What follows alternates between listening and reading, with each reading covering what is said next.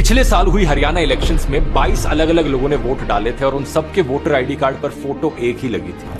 ये वाली फोटो गौर से देखिए इस औरत को, क्योंकि ये इंडियन नहीं है, ये एक ब्राजीलियन मॉडल है जिसका नाम है लारिसा। अलग अलग वोटर आईडी कार्ड्स पर फोटो लारिसा की लगी थी, लेकिन नाम कभी सीमा था तो कभी स्वीटी, कभी विमला था तो कभी सुनीता। ये कमाल का फैक्ट हमें पता चला राहुल गांधी से 5 नवंबर को, जब उन्होंने एक और बड़ा एक्सपोजे किया वोट चोरी पर। पिछले कई महीनों से कांग्रेस की इन्वेस्टिगेटिव टीम काम कर रही थी इस सारी डेटा को कलेक्ट करने के लिए, और अब ये सारी इंफॉर्मेशन पता करने के बाद उन्होंने आरोप लगाया है कि डुप्लीकेट, इनवैलिड एड्रेस और बल्क वोट्स को मिलाकर 2024 की हरियाणा असेंबली इलेक्शन में करीब 25 लाख वोटों की चोरी की गई, यानी कि हर 8 में से 1 वोटर फर्जी था। एक और उदाहरण देखो इसका, ये वाली फोटो एक महिला की 2 बूथ पर अलग अलग नाम से 223 बार थी। एक जगह पर तो विक्रम सिंह नाम के आदमी के आगे इस महिला की फोटो लगी हुई थी। ऐसे ही एक बीजेपी लीडर के घर पर 66 वोट्स रजिस्टर्ड थे। राहुल गांधी ने यह भी आरोप लगाया था कि हजारों ऐसे बीजेपी वोटर्स और लीडर्स हैं जो एक से ज्यादा राज्यों में वोट डाल रहे हैं। 6 नवंबर को बिहार में फर्स्ट फेज की वोटिंग में इसका एक लाइव एग्जाम्पल भी देखने को मिला। राज्यसभा के एमपी रहे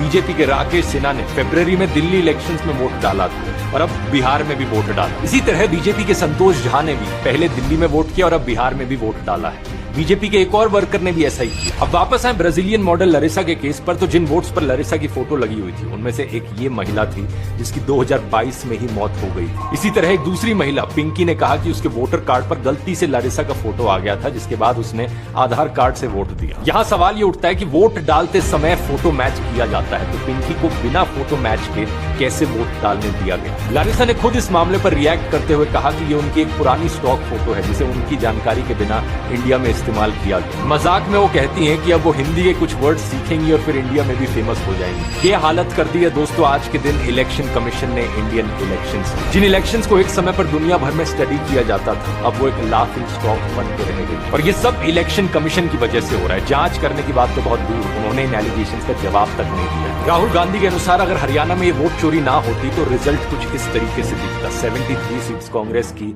और 17 सीट्स बीजेपी की। इत्तेफाक की बात यह है कि हरियाणा इलेक्शन से पहले कई सारे ओपिनियन और एग्जिट पोल्स भी कुछ ऐसा ही बता रहे थे।